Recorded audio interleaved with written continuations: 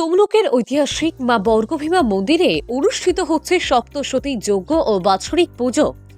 ৫১ পীঠের অন্যতম এই পীঠে কাত্যায়নী চতুর্দশীর তিথিতে প্রতি বছর আয়োজন করা হয় এই মহাযজ্ঞ ও পুজোর। শনিবার সকাল থেকে সেজে উঠেছে মা বর্গভীমার মন্দির। সূর্যোদয় থেকে সূর্যাস্ত পর্যন্ত চলবে এই পুজো ও যজ্ঞ।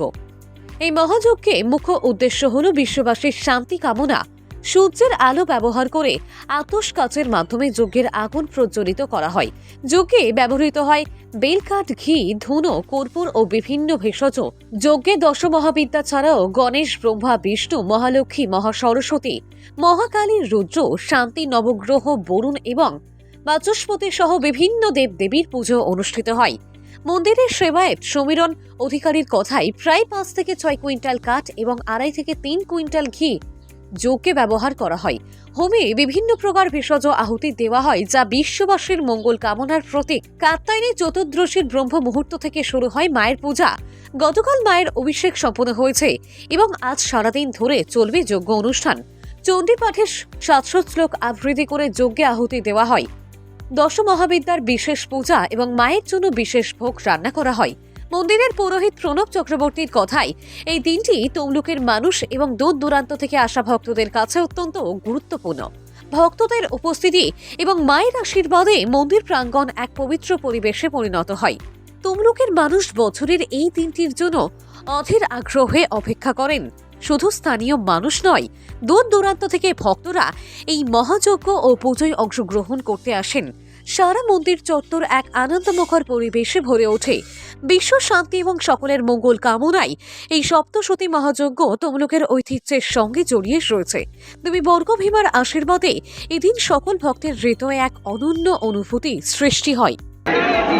মা তো ৫১ পীঠের এক পীঠ, সবাই জানেন, এবং পীঠ তন্ত্রমতে মা হচ্ছেন প্রথম পীঠ, ৫১ পীঠের প্রথম পীঠে। এখানে আমরা প্রত্যেক কাত্যায়নী চতুর্দশী তিথি ধরে মায়ের বাৎসরিক পুজো এবং মহাযজ্ঞের অনুষ্ঠান করি। মহাযজ্ঞ হচ্ছে সপ্তশতী মহাযজ্ঞ। চণ্ডীর ৭০০ শ্লোক পাঠ করে এই যজ্ঞ হয় এবং যজ্ঞে অনেক, যেমন কাঠ দেওয়া হয় প্রায় ৫ থেকে ৬ কুইন্টাল, আম কাঠ, বেল কাঠ, ঠিক তেমনি তার সাথে সাথে ঘি দেওয়া হয়। ২.৫ থেকে ৩ কুইন্টাল ঘি আসে, প্লাস বিভিন্ন ভক্তরাই দিয়ে যান, প্লাস আমরা সংগ্রহ করি। আর তার সাথে সাথে বিভিন্ন ধরনের ভেষজ এই যজ্ঞে আহুতি দেওয়া হয়। সমীরণ অধিকারী। আজকে যে যজ্ঞ হচ্ছে, আজকে সপ্তশতী যজ্ঞ। এই সপ্তশতী যজ্ঞটা কেবলমাত্র বাৎসরিক অনুষ্ঠান। আজকে মায়ের ভগবতী দেবী বর্গভীমা মায়ের আজকে বাৎসরিক অনুষ্ঠান। প্রত্যেকটা পীঠস্থানে মায়ের বাৎসরিক পুজো হয়ে থাকে। সেই পুজোর মধ্যে আজকে মা দেবী অধিষ্ঠাত্রী বর্গভীমা অধিষ্ঠান হয়েছেন এই তাম্রলিপ্ত নগরে। এই তাম্রলিপ্ত নগরে অধিষ্ঠাত্রী দেবী বর্গভীমা আজকে কালিকা পূজা এবং কালিকারূপে পূজিত হন।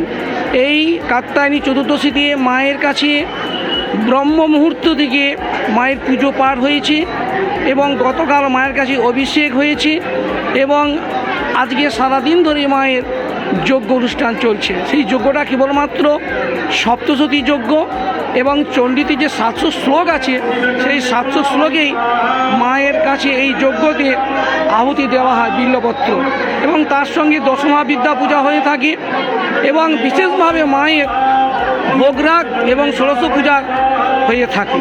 নাম প্রণব চক্রবর্তী। যজ্ঞ নিয়ে কি বলবো, মানে বিশ্ব শান্তি যজ্ঞ।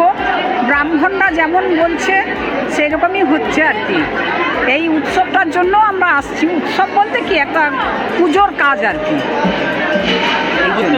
হ্যাঁ হ্যাঁ হ্যাঁ, কি হয়? এইরকম অনেক কাঠ পুরানো হয়, অনেক ঘি পুরানো হয়, এইসব আর কি। মায়ের ভোগ হয়, পুজো দেয়, এইসব। গীতা রায়। আপনারা দেখছেন TV12 বাংলা।